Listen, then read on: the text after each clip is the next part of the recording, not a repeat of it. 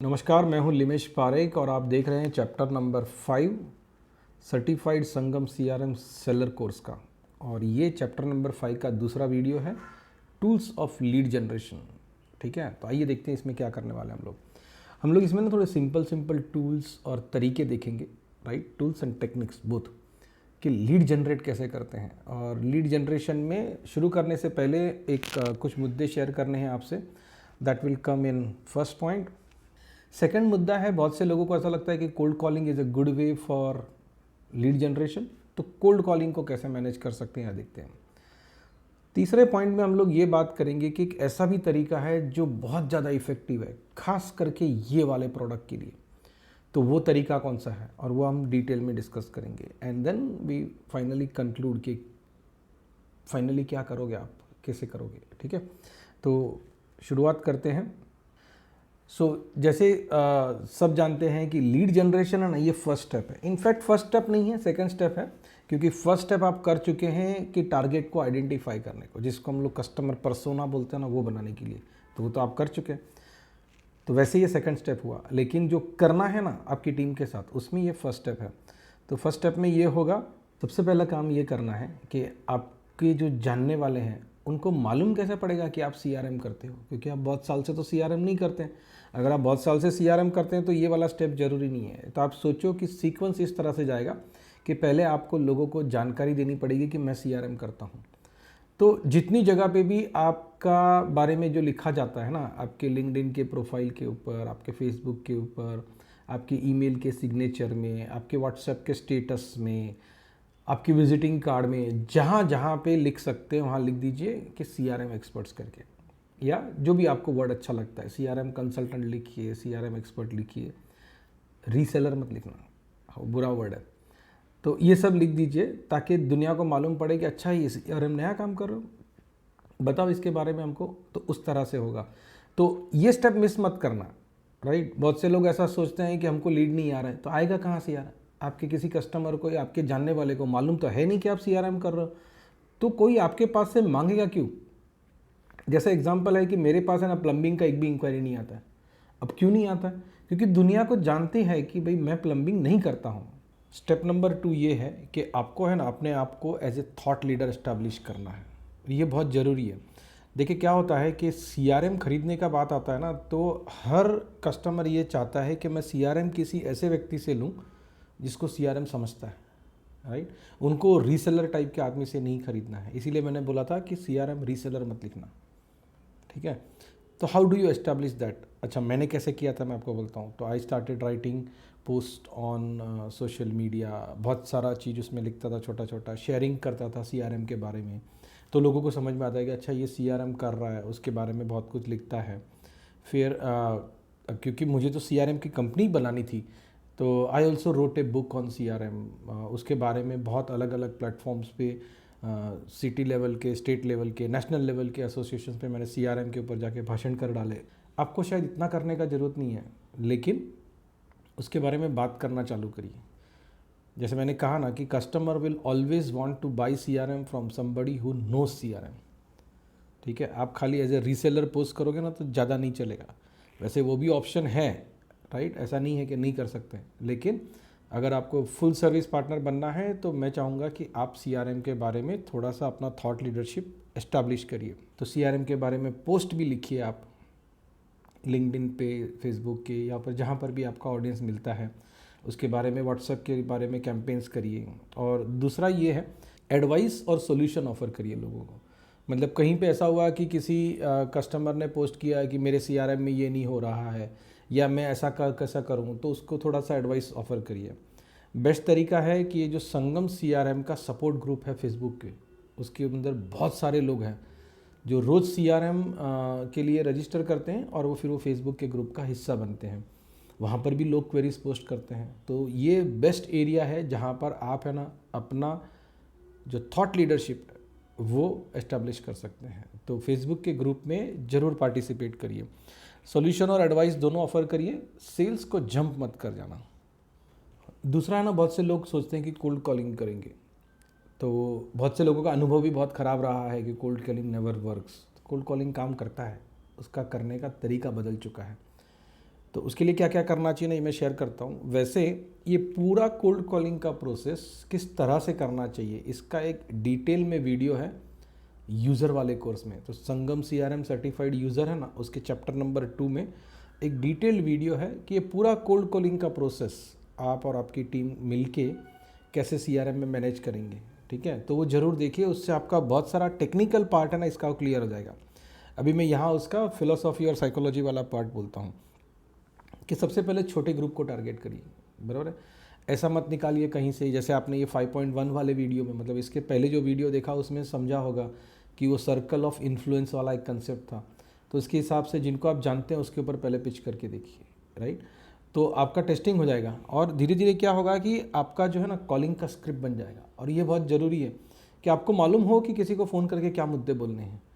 जब आप समझेंगे ना उसके बाद ही आप किसी को डेलीगेट कर पाएंगे। बहुत से लोग क्या गलती करते हैं, खुद ने कभी वो कोल्ड कॉल करके देखा नहीं है, मतलब खुद को मालूम ही नहीं है कि बात क्या करनी है, और फिर वो कहीं से 20-22 साल का लड़का या लड़की लाते हैं जिसको कोई अनुभव नहीं है कोल्ड कॉलिंग का, और उसको बोलते हैं कि तुम लीड जनरेट करो, और फिर रोना धोना होता है दोस्तों कि लीड जनरेट नहीं होता है। तो ऐसे नहीं होगा लीड जनरेट, बराबर है। पहले आप कर लो, छोटे ग्रुप में कर लो, आपका स्क्रिप्ट तैयार कर लो और फिर किसी को सिखाओ। सिखाओगे ना, उसमें भी एक तरीका है। आपने कभी किसी को साइकिल चलाना सिखाया तो कैसे सिखाते हैं, पहले हैंडल और सीट दोनों पकड़ के रखते हैं, फिर धक्का भी मारते हैं, फिर धीरे धीरे हैंडल छोड़ देते हैं, फिर सीट पकड़ के रखते हैं, धीरे धीरे सीट भी छोड़ देते हैं। तो आपने जैसे जैसे जैसे साइकिल चलाने वाला सीखता गया वैसे वैसे आपने कंट्रोल छोड़ते गए। सेम वो लॉजिक रखना है जब भी आप टीम को ये डेलीगेट करते हैं। आपकी टीम कर पाएगी, लेकिन उसमें आपका इंटरवेंशन बहुत ज़रूरी है, आपका योगदान ज़रूरी है, आपका सुपरविज़न भी ज़रूरी है। अब ये जो मैंने बोला कि सुपरविज़न ज़रूरी है, तो सुपरविज़न मतलब क्या कि आपका टीम कॉल कर रहा है तो थोड़ा उनकी बाजू में भी बैठिए। ठीक है, वो कॉल कर रहे हैं उसमें किस तरह से बात कर रहे हैं, कितने कॉन्फिडेंस से कर रहे हैं, क्या बोल रहे हैं, किसी ने ऑब्जेक्शन लिया तो ये लोग क्या हैंडल कर रहे हैं। जब भी आप ये सुनेंगे ना, एटलीस्ट स्टार्टिंग के 2-3 दिन तक सुनिए उसको, तो आप उसको फाइन ट्यून कर पाओगे, राइट। आपके टीम मेंबर भी कुछ गलती कर रहे हैं तो आप उसको भी समझा पाओगे। तो ये सुपरविज़न ज़रूर करिए, राइट। पहले वाली गलती मत करना कि खुद करके देखा नहीं, ऐसे लोगों को लाए जिनने कभी किया नहीं है और उनको काम सौंप दिया जो उनको आता नहीं है, और खुद देख नहीं रहे हो, फिर तो रिजल्ट नहीं आएगा ना यार, हम भगवान थोड़ी है। नेक्स्ट टॉपिक है डेली एनालिसिस करो। हर एक जन के कितने कॉल हुए, कितने लोगों ने उठाए, कितने नहीं उठाए, और जिन लोगों से कॉल हुआ उससे क्या बात हुआ, सबको बोलो ज़रा मेरे को सुनाओ, एग्जाम्पल बोलो किसने क्या बोला। बहुत बार ऐसा होता है कि कोल्ड कॉलिंग के रिजल्ट में आपका टीम ये बोलता है कि सर कोई ढंग से बात नहीं करता है। बहुत लोग तो बोलते हैं बहुत महंगा है, ऐसा सब बात करेंगे। उस सिनेरियो में उसको बोलो तो बोल कौन आदमी बोला था कि महंगा है, क्योंकि उसने कहीं तो नोट किया होगा ना। Be that much specific. जब तक आप वो नहीं करोगे ना तब तक आपको कोल्ड कॉलिंग का रिजल्ट नहीं आएगा। कोल्ड कॉलिंग का रिजल्ट 100% आ सकता है, ज़रूरत है कि वो ढंग से किया गया हो। और ख़ास इम्पॉर्टेंट बात है कि कहीं से डाउनलोड किया हुआ डेटाबेस जो आपको ज़रा भी नहीं जानते हैं, आप उनको नहीं जानते हैं, उन लोगों के पीछे कोल्ड कॉलिंग में टाइम मत बर्बाद करो, वो कुछ नहीं होने वाला उसका। अभी एक बेस्ट तरीका है लीड जनरेट करने का, उसके बारे में बात करते हैं। और ये ऐसा तरीका है जो लंबे टाइम तक चलता है, बहुत फैंटास्टिक ROE आता है। हाँ मैंने सही बोला, ROE है, रिटर्न ऑन एफर्ट्स, ROI नहीं, रिटर्न ऑन इन्वेस्टमेंट अलग चीज़ है, ये ROE है। तो वो तरीका है वेबिनार का। तो सबसे पहले ना आप अपने आप को वेबिनार के लिए प्रिपेयर कैसे करेंगे, वो स्क्रिप्ट बनाना है, प्रेजेंटेशन बनाना है, PPT बनाना है, मैं उसकी बात नहीं कर रहा हूँ। मैं बोल रहा हूँ कि आप अपने आप को कॉन्फिडेंस कैसे लाओगे कि मैं वेबिनार कर सकता हूँ। अगर आप बहुत टाइम से वेबिनार कर रहे हैं, आपको प्रेजेंट करने का, बोलने का अच्छा अनुभव है, तो ये मैटर ही नहीं करता है। लेकिन अगर नहीं है तो आप अपने आप को प्रिपेयर कैसे करोगे। तो उसका है ना एक तरीका निकाला, और मैंने भी करके देखा और मेरे बहुत सारे पार्टनर्स ने भी किया है। और वो तरीका ये है कि पहले आप 1-1, 2-2 के ग्रुप में लोगों को बताओ कि आप क्या समझाना चाहते हो, राइट। जो आप वेबिनार में बोलने वाले हो वही उनको बोल के बताओ। जब ये 1-1, 2-2 लोगों के सामने आपने 3-4 बार बोल दिया ना, तो आपका कॉन्फिडेंस अच्छा हो जाएगा, आपका स्क्रिप्ट भी मजबूत हो जाएगा। उसके बाद चाहिए तो आप छोटे ग्रुप में, मतलब 5-6 लोगों को साथ में बुलाइए, आपकी ऑफिस बुलाइए, किसी कॉफ़ी शॉप में बुलाइए, क्लाइंट के ऑफिस में जाके उनके ही 5-6 मेंबर्स के आगे पूरा बताइए। और तो क्या होगा, आपको मतलब एज ए सेकंड स्टेप 5-6 लोगों के सामने ये बताने का अनुभव हो जाएगा। फिर आप तैयार हो गए हैं वेबिनार करने के लिए।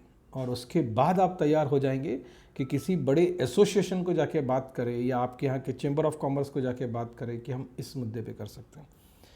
तो अभी ये वेबिनार करना कैसा है ना, इसका एक पूरा प्रेजेंटेशन है, तो मेरे साथ बने रहिएगा।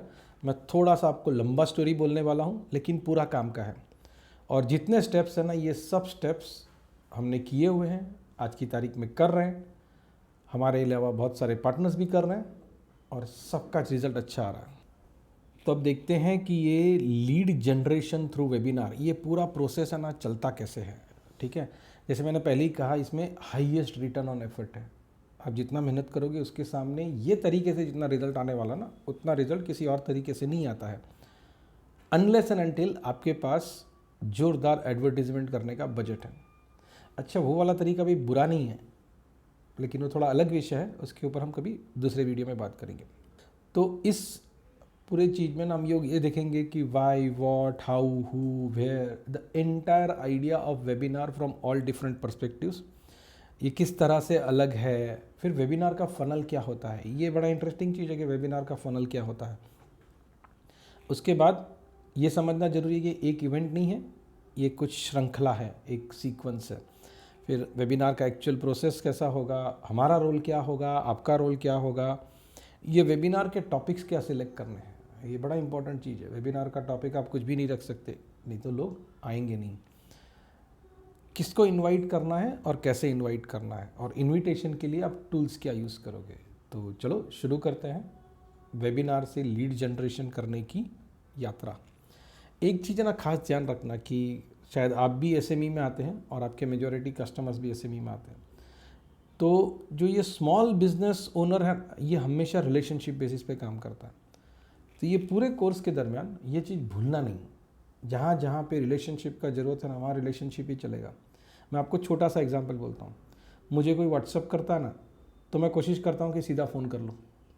सो I don't do long chats, है ना, आधे घंटे तक मैं कुछ भेजूँ वो कुछ भेजूँ, ऐसा नहीं होता है। किसी ने कुछ भेजा और वो क्वेरी में मुझे लगता है कि अगर मैं एक लाइन में आंसर नहीं दे पाऊँगा और ये लंबा चलने वाला है, तो आई इमीडिएटली कॉल।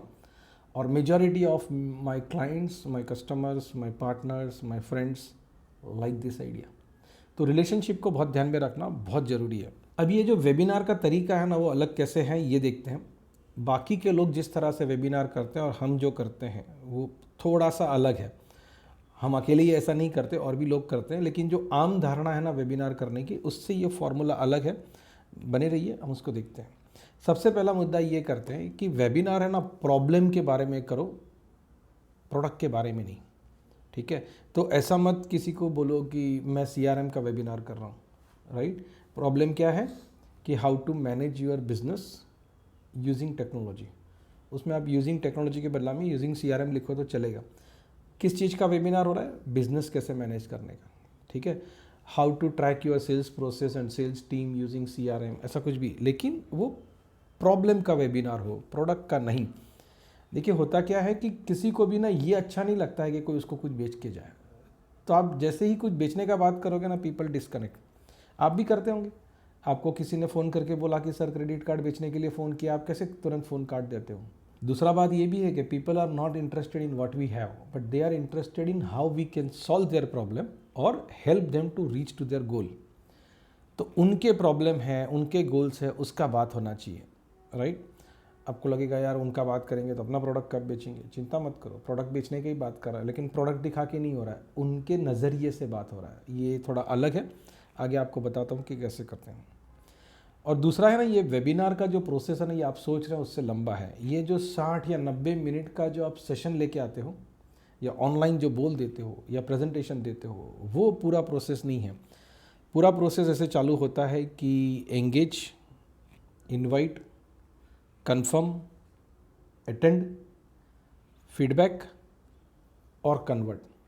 ये 6 स्टेप नहीं करेंगे ना, तब तक उसका रिजल्ट नहीं आएगा। और 6 स्टेप मतलब कोई बड़ा आड़ा टेढ़ा प्रॉब्लम नहीं है, बड़ा सिंपल है, आप कर पाएंगे आराम से। एक एक करके देखते हैं। अच्छा, ये जो सेल्स फनल बोला ना, उसके बारे में समझते हैं कि ये वेबिनार सेल्स फनल है क्या। तो कैसा होगा कि if you connect to 100 people, आपने 100 लोगों से बातचीत की, तो उसमें से शायद 50 लोग बोलेंगे कि हाँ हम लोग आएंगे करके अटेंड करेंगे, तो वो लोग फॉर्म भी भरेंगे। ठीक है, अच्छा, अगर आपका रेशियो इससे ख़राब आया ना, तो थोड़ी देर में आपको कारण समझेगा कि क्यों ख़राब आया है। इससे ज़्यादा अच्छा आता है रेशियो, ये तो मैंने कम बोला है। उसमें से 45 लोग आएंगे भी शायद, क्योंकि उन्होंने फॉर्म भरा था, तो नहीं आए ऐसे कम होंगे। जिन्होंने फॉर्म भरा ना, उसमें से 10% निकाल दो तो बाकी के लोग आते हैं। शुरुआत में थोड़ा कम आएगा, लेकिन जैसे जैसे आप करते जाएंगे आप लोगों का पूरा प्रैक्टिस होता जाएगा। याद रहे, सेल्स का डेफिनेशन हमने क्या किया था? It's not sales, it's not science, it's not arts, it's a craft perfected by trial and error. तो आप करते रहोगे तो परफेक्ट हो जाओगे। 40 लोग आएंगे भी शायद, इसमें अटेंड कर लेंगे। 10 लोग इंटरेस्ट बताएंगे प्रोडक्ट में, यार इंटरेस्टिंग है, मुझे करना है करके, और 5 लोग प्रोडक्ट खरीद लेंगे, आपको प्रोडक्ट का पैसा देंगे। तो ये जनरली है ना, फनल बनता है वेबिनार का। आपने 100 जन को बोला तो 100 जन आ जाएंगे, 100 जन प्रोडक्ट खरीद लेंगे, ऐसा नहीं है।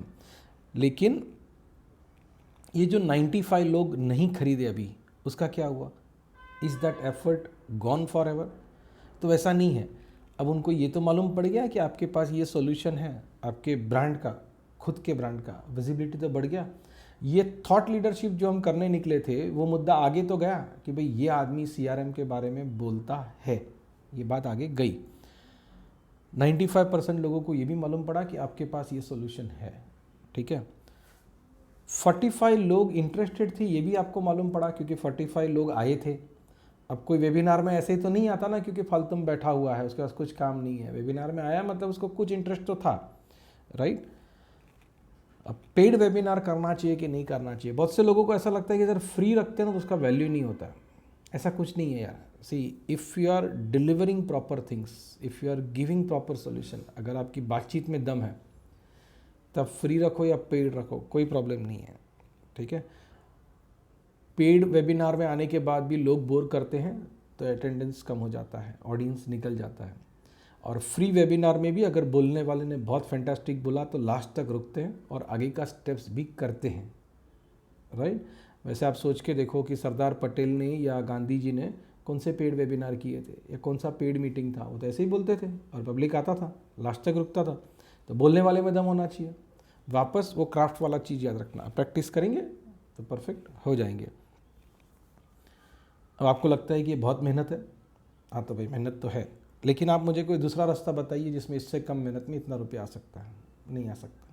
ये अच्छा तरीका है। जैसे मैंने पहले बात किया कि वेबिनार ना इवेंट नहीं है, ये एक लंबी सीक्वेंस, एक श्रृंखला है। तो सबसे पहले प्लान ये कर लीजिए कि ये ना 9 से 12 महीने तक का कार्यक्रम होगा। एक वेबिनार करके आप सोचेंगे कि रिजल्ट आएगा, तो वो नहीं आने वाला है। 9 से 12 महीने क्यों? क्योंकि आप हर 15 या 21 दिन को करेंगे, मतलब आप 12 महीने में शायद 24 या 30 या 18 इतने वेबिनार कर रहे हैं। तो जब भी ऑडियंस को मालूम पड़ता ना कि अच्छा साल भर में 15 वेबिनार कर रहा है ये आदमी CRM विषय पे, तो आप थॉट लीडर तो बन गए, बिना कुछ किए बन गए। खाली आपने साल में 15 वेबिनार किए हैं, इसी बात से आप बन गए। तो ये उसका लॉजिक है। इसीलिए वो बोलते हैं कि consistency and perseverance is the key इस वाले काम में। और वैसे भी समझो यार, जब भी आपको पैसा 8 साल तक कमाना है तो मेहनत भी तो थोड़ा करेंगे कि नहीं? ऐसा तो नहीं होगा कि भाई आपने पैसा डाला और रिटर्न मिलता रहेगा। स्टॉक एक्सचेंज थोड़ी है, धंधा कर रहे हैं प्रोडक्ट बेच के। यही लॉजिक यूज़ कर करके हम लोग भिलाड़ जैसे गांव से पूरे इंडिया में थिन क्लाइंट के लिए मैक्सिमम नंबर ऑफ कस्टमर्स और मैक्सिमम नंबर ऑफ पार्टनर्स बना पाए थे। तो हम लोग है ना ये वेबिनार समझो शायद 18, 20, 21 साल से कर रहे हैं। तो इसका बहुत अच्छी तरह से आइडिया हमको मालूम है कि करना क्या चाहिए, तभी मैं आपको बता रहा हूँ। अब ये वेबिनार का प्रोसेस समझते थोड़ा कि क्या है। सबसे पहले तो ना एंगेज की बात करते हैं कि सामने वाले को एक्सप्लेन करो कि प्रॉब्लम क्या है। बहुत बार ऐसा होता है कि क्लाइंट को प्रॉब्लम मालूम नहीं है, या मालूम है तो इतना बड़ा नहीं है कि उसको लगे कि अभी कभी कुछ सोल्यूशन करना पड़ेगा। अच्छा, मैं आपको एक जोक बोलता हूँ, जल्दी से समझ में आएगा कि मैं बोलना क्या चाहता हूँ। तो मेरे एक दोस्त है ना, एक बार उसके एक दोस्त के यहाँ गए, तो उनको लोग दोनों बैठे थे, चाय पी रहे थे, बात कर रहे थे। तो उसके सामने दोस्त का कुत्ता बैठा था। ऐसा मान लो कि मैं गया था दोस्त के यहाँ, तो चाय पी रहे थे, तो दोस्त का कुत्ता बैठा था। तो मैंने उस कुत्ता है ना बीच में आवाज़ करता था चूँ चूँ चूँ चूँ करके। तो मैंने दोस्त को पूछा ये आवाज़ क्यों कर रहा है? तो बोले वो जहाँ बैठा है ना उधर एक कील है जो उसको चुभ रहा है। तो मैंने बोला अजीब कुत्ता है, कील चुभ रहा है तो दूसरे कहीं क्यों नहीं बैठ जाता? तो बोले इतना भी नहीं चुभ रहा है। ठीक है, हाँ, हंसने लायक था।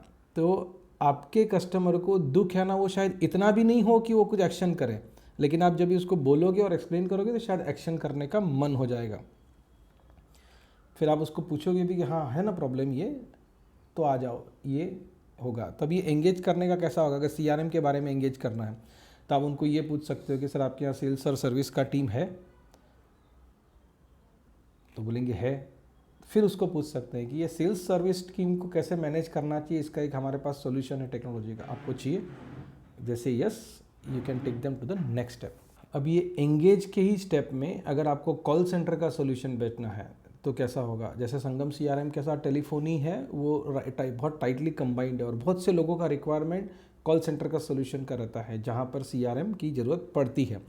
तो उसमें क्या होगा, आप ये पूछेंगे कि आपके पास टेली कॉलिंग का टीम है मार्केटिंग या सेल्स या सर्विस के लिए, वो बोलेंगे हाँ, तो उसको आप पूछेंगे कि आप उसका ट्रैक कैसे करते हैं परफॉर्मेंस, उसको कुछ तकलीफ है आपको, और अगर है तो आप आओ मेरे वेबिनार में। तो ये बेस्ट तरीका है कि एंगेज करने का, मतलब आप एक बार सामने वाले को इनवाइट करने से पहले एंगेज कर लेते हैं, फिर इनविटेशन दो ना, तो उसका मतलब बनता है। अब ये इनविटेशन का बेस्ट सॉल्यूशन ये है कि अगर आप पर्सनली कस्टमर को जानते हैं तो आपका फ़ोन जाएगा ना, तो उसके आने के चांसेस बहुत ज़्यादा हैं। लेकिन दो बातें हैं, एक तो ये कि जिस टारगेट ऑडियंस को आप कनेक्ट करना चाहते हैं, हो सकता है कि आप पर्सनली उन सबको न जानते हो, और दूसरा ये भी होगा कि आपके पास शायद इतना टाइम नहीं होगा कि सबको पर्सनली फ़ोन करेंगे। ठीक है, तो इसके लिए इनवाइट कैसे करना है ना, इसके भी अलग अलग कंसेप्ट हो सकते हैं। तो ये व्हाट्सएप, ईमेल, ब्रॉडकास्ट ये सब करेंगे ना, वो बहुत बार काम नहीं आता है, लेकिन अगर ढंग से किया जाए तो आता है। मैं आपको स्टाइल बोलता हूँ। हम लोग जनरली कैसा करते हैं कि जो एंगेज और इनवाइट वाला है ना, ये व्हाट्सएप से कराते हैं। तो पहले एक व्हाट्सएप मैसेज भेजते हैं जिसमें वो एंगेज वाला कंसेप्ट रहता है, राइट, कि भाई आपको ये प्रॉब्लम है क्या। तो मान लो ऐसा व्हाट्सएप मैसेज मैंने 1000 लोगों को भेजा, अब 1000 में से 150-200 लोगों ने रिस्पॉन्ड किया, राइट। वो मैसेज भी मैंने सीक्वेंस में भेजे थे, एक नहीं 2 मैसेज भेजे, और उसमें से जो रिस्पॉन्ड करेंगे फिर उन लोगों के आगे करेंगे। लेकिन इतना है, if you want to bring in 100 people in webinar, 1000 लोगों को व्हाट्सएप करने से 100 लोग नहीं आते हैं, राइट, अनलेस एंड अनटिल आपको उनके साथ रिलेशन है। तो अगर आप नोन ऑडियंस को बुलाते हैं, जो आपको जानती है, आप उनको जानते हैं, तो ये व्हाट्सएप या ईमेल ब्रॉडकास्ट इज़ फैंटास्टिक। लेकिन अगर आप नोन ऑडियंस को बुलाते हैं तो ये व्हाट्सएप और ईमेल ब्रॉडकास्ट का बहुत रिजल्ट नहीं आएगा। लेकिन व्हाट्सएप और ईमेल करने के लिए आप संपर्क सेतु या संगम CRM दोनों यूज़ कर सकते हैं। अब आम तौर पे मैंने देखा है और आपने भी देखा होगा कि बहुत से लोग ये जो वेबिनार का इनवाइट करते हैं तो बोलते कैसा है कि सर हमने ना XYZ प्रोडक्ट के लिए वेबिनार रखा है तो आप ज़रूर अटेंड करना।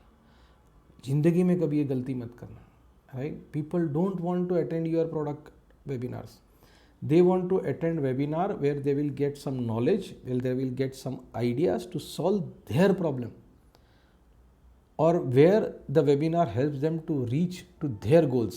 आपके प्रोडक्ट में कोई इंटरेस्ट नहीं है भाई किसी को, ठीक है, तो वो मत करना, उसका रिजल्ट नहीं आएगा। फिर आप बोलोगे कि मैंने बताया नहीं, सर मैंने तो बता दिया आपको।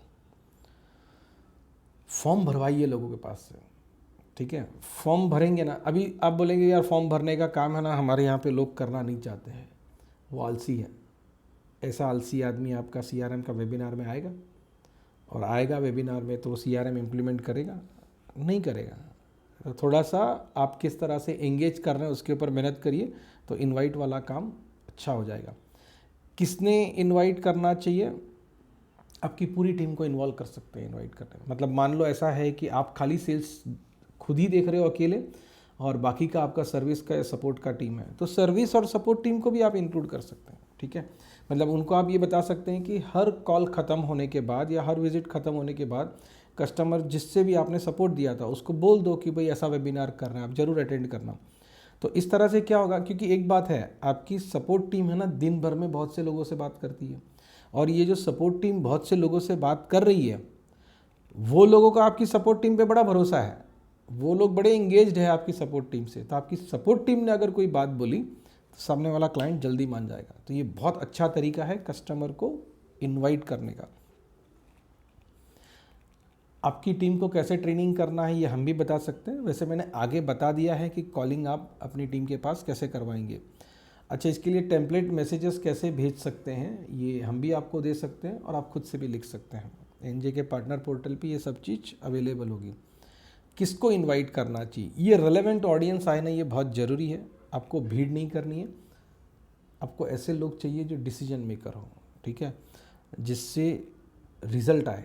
आपको भीड़ जमा नहीं करनी है, इलेक्शन में नहीं खड़े हो भाई आप।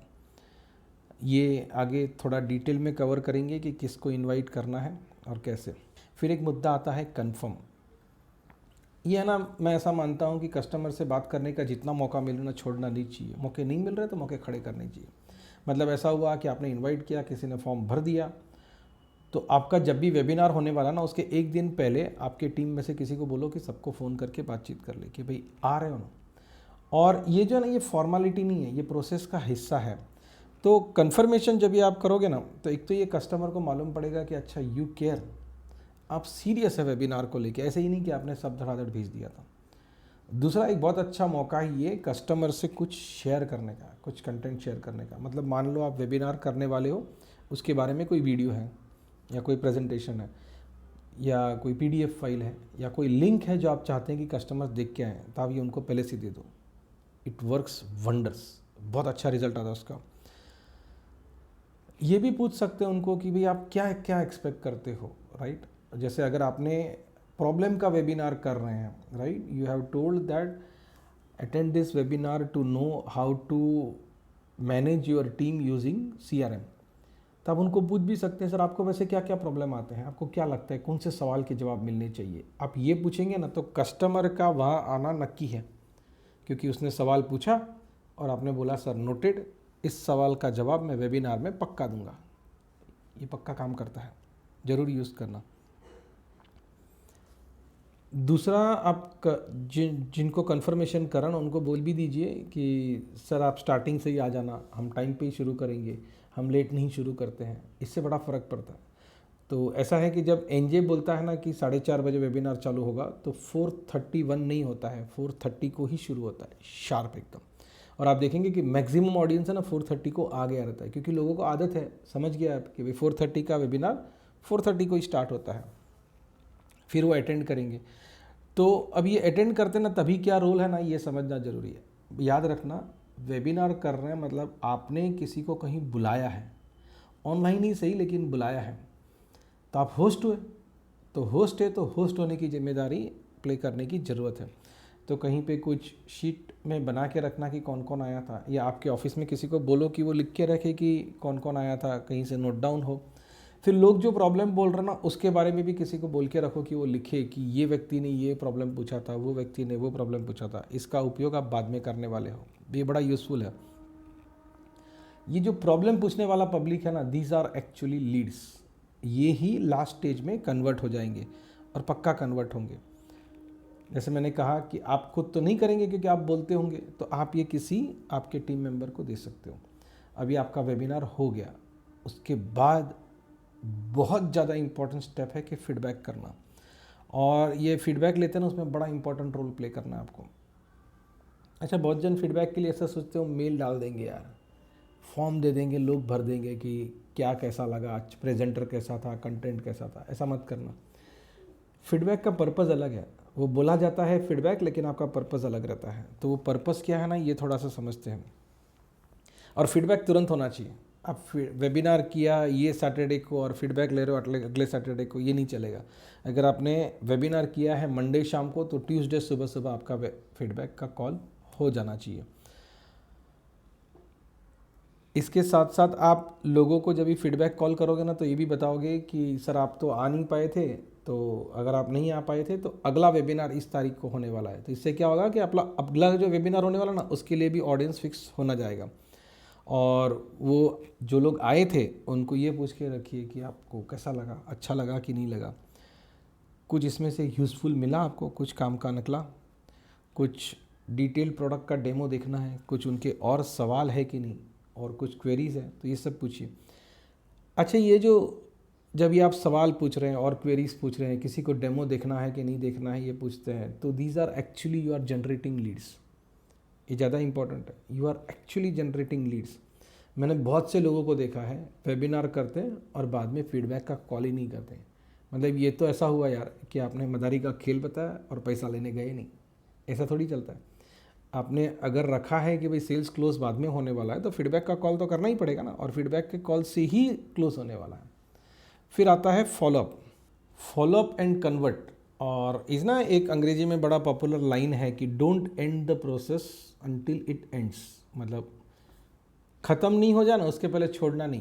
तो ये उसका इम्पॉर्टेंट हिस्सा है। अब जिन्होंने थोड़ा सा भी या छोटा सा इंटरेस्ट बताया था कि भाई हाँ हमको एक डेमो दिखाना, या मेरे कुछ सवाल है इसके लिए एक मीटिंग अरेंज करो, या आपके किसी एक्सपर्ट को मेरे से बात कराओ, तो यू मेक श्योर कि ये हर चीज़ का प्रॉपर फॉलोअप होता है लास्ट तक। मेजॉरिटी टाइम ऐसा होता है जो लोग फॉलोअप नहीं करते ना उनका ही सेल्स कम आता है। फॉलोअप बराबर करो तो हमेशा आता है। तो याद रखना, Fortune is in follow up, never give, follow up timely करना है। अब आते हैं ये वेबिनार वाले सबसे आखिरी मुद्दे के ऊपर कि ये जो स्टेप था ना उसमें सबसे इम्पोर्टेंट क्या है। तो ये 6 स्टेप तो मैंने बता दिया। इसके बाद वाला इम्पॉर्टेंट चीज़ है कि इसको आपको रिपीट करते रहना है कंटिन्यूसली। एक बार अगर आप एक ही वेबिनार करने का प्लान कर रहे हो तो गलत है। अगर आप वेबिनार से लीड जनरेट करने का सोच रहे हो ना तो आज से ही ऐसा प्लान करो कि भाई मैं 9 महीने या 12 महीने तक करूँगा। ठीक है, आज ही बैठ के आपको 1 साल के बाद का डेट डाल देना जरूरी नहीं है। वो तो आप भले हर 15 दिन में डिसाइड करो, 20 दिन में डिसाइड करो अगला डेट, लेकिन आप इंटरनली ये प्लान करके चलो कि ये 6, 8, 10, 12 महीने तक करेंगे, और इसको करते रहना है 9 से 12 महीने तक, उससे कम में मत करना। जो एक्चुअल रिजल्ट्स आने वाला ना, जो मल्टीप्लाई करके जो कंपाउंड करके रिजल्ट्स आएगा वो आपको 2-3 महीने बाद आएगा। मतलब पहले महीने में 15 दिन के बाद 1-2 लीड आ जाएगी, ऐसा कुछ नहीं है, क्लोज भी हो जाएगा फटाफट, लेकिन जो एक्चुअल रिजल्ट आएगा ना वो 2-3 महीने बाद वो मल्टीप्लाई होना चालू करेगा। और एक्चुअल रिजल्ट के लिए ही हम पूरा कसरत कर रहे हैं। Doing one webinar and stopping is waste of time, ये मैंने वापस आपको बताया अंग्रेजी में। अभी आपका रोल क्या है और एनजे का रोल क्या है ये सब में। तो एनजे का रोल क्या होगा कि ये वेबिनार का कंटेंट या प्रेजेंटेशन जो है इसके लिए हम आपको ट्रेनिंग कर देंगे। वैसे ये सारा चीज़ हम देंगे तो भी चलेगा, और आपको खुद से बनाना है तो भी बना सकते हैं। फिर ये टेम्पलेट मैसेजेस कैसे होते हैं इसका एक हमारे पास सैंपल होता है, वो भी हम आपको देंगे। वेबिनार का रजिस्ट्रेशंस कैसे करना है ये आप हमारे साइट पे भी कर सकते हैं और आप खुद भी कर सकते हैं, गूगल फॉर्म बना के भी कर सकते हैं। नोटिफिकेशंस वगैरह भेजना है ये सिस्टम से ऑटोमेटिक जाता है, आपको करना है तो आप करिए, बाकी हम भी कर देंगे आपके लिए। आपकी सेल्स टीम को कैसे ट्रेन करना है वेबिनार देने के लिए, या आपको कैसे ट्रेनिंग लेना है, तो that also we will provide. आपका रोल क्या है, एक तो ये इनवाइट करना है लोगों को, अटेंडेंस कन्फर्मेशन करना है, ये वेबिनार डिलीवर करना है, फीडबैक कॉल लेना है और सेल्स क्लोज करना है। ठीक है, ये सब आपका रोल था। अभी कौन से टॉपिक होने चाहिए वेबिनार के, मैंने कहा था थोड़ा लंबा है तो रुकना भी। अब जैसे अगर आप संगम सीआरएम बेचने की बात कर रहे हो तो using CRM technology to manage sales and service, या इसी को थोड़ा इधर उधर कर दीजिए, तो ये प्रॉब्लम वाला वेबिनार है ना हमेशा अच्छा चलता है, ज़्यादा लोग आते हैं। और अगर कॉल सेंटर के बारे में वेबिनार करना है तो how to setup and track a telecalling team for sales service support, कुछ भी, तो दैट ऑल्सो वर्क्स। तो ये था वेबिनार के टॉपिक के लिए। अब whom to invite and how, किस तरह से कौन सा टूल यूज़ करेंगे। तो एक तो है ना ध्यान में रखना कि ये जो बिजनेस लीडर्स है, बॉस है, ओनर है, डायरेक्टर्स है, उनको बुलाना। ये आईटी पर्सन या अकाउंटेंट या जो लोग डिसीजन नहीं लेते हैं आपके प्रोडक्ट के लिए, उनको जमा करके भीड़ करने का ज़रूरत नहीं है। तो संगम सीआरएम के लिए ऑडियंस कौन है, जो लोग 5 से ज़्यादा का टीम हो वो ज़्यादा अच्छा है। वैसे छोटा टीम को भी बुला सकते हैं, अभी तो फ्री वाला वर्जन है तो आपको कोई प्रॉब्लम नहीं है। 5 से ज़्यादा होगा तो it will give you much better ROE। ठीक है, यू कैन कॉल एनीवन। और अगर कॉल सेंटर वाला है तो जो भी कंपनी या तो टेलीकॉलिंग का टीम चलाती है या सेटअप करना चाहती है उसको ही बुला सकते हैं। अब एक मुद्दा ये आता है कि आपको कैसे मालूम पड़ेगा कि किसके पास 5,000 है कि नहीं है। ध्यान से सोचो, अब बहुत साल से धंधा कर रहे हो, आपके पास एग्जिस्टिंग कस्टमर्स है और उन कस्टमर्स के बारे में ये इन्फॉर्मेशन नहीं है अगर आपके पास, तब आपकी टीम के पास कॉलिंग करके निकाल भी सकते हैं, कोई बड़ा बात नहीं है, इट्स ईजी, हमने किया है बहुत बार। और एक बात ये इम्पॉर्टेंट है, आप टूल्स कौन से यूज़ करेंगे इनविटेशन के लिए। तो एक बात है ना, हमेशा ध्यान रखना कि आपका टूल जो है ना उससे बहुत ज़्यादा इम्पोर्टेंट आपका रिसोर्स है, मतलब व्यक्ति। टूल के ऊपर कितना भी खर्चा कर लो, व्यक्ति ही इंपॉर्टेंट रहेगा। इसका दूसरा मतलब ये हुआ कि टूल के ऊपर खर्चा करने से शर्माने का जरूरत नहीं है, कर लो खर्चा, कोई प्रॉब्लम नहीं है, बहुत बार हम ऐसा सोचते हैं कि यार मेरा व्यक्ति तो ऐसे ही बैठा ना वो कर लेगा, और ये सोच के हम फ्री टूल में टाइम वेस्ट करते हैं। ऐसा मत करना, by the best tool possible, right. वैसे वो करने का ज़रूरत नहीं है क्योंकि हमने आपके लिए वो व्यवस्था करके रखा है। तो ये टेम्पलेट और कैंपेन के लिए जो कुछ सामान चाहिए या ट्रेनिंग चाहिए वो तो एनजे दे ही देगा, उसके साथ साथ आप वो दूसरा कुछ यूज़ करना है तो भी कर सकते हैं। ये कनेक्टेड रहने का बहुत ज़रूरी है, जैसे मैंने आपको बोला ना वैसे ही नॉलेज शेयरिंग और नॉलेज बेस्ड वेबिनार्स हमेशा बहुत अच्छा रिजल्ट आएंगे। संपर्क सेतु नाम का टूल है, उसमें आप यूज़ कर सकते हैं। जैसे टेम्पलेट वगैरह हम दे देंगे, बाकी तो आपको करना है वो that you know.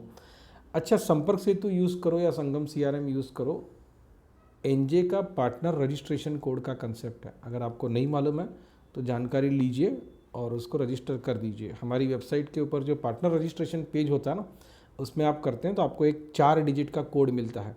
That code you can use everywhere. Same process रहेगा संगम सीआरएम में भी। आप मतलब you can use Sangam CRM and Sampark Setu as a tools for selling this products.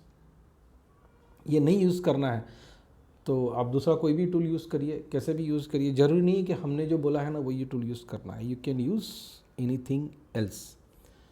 और एक आखिरी चीज़, ये जो मैसेज का टेम्पलेट है ना, ये तो हम आपको प्रोवाइड कर देंगे, और इसके अलावा कुछ सवाल है ना तो ये आप हमको भेज सकते हैं।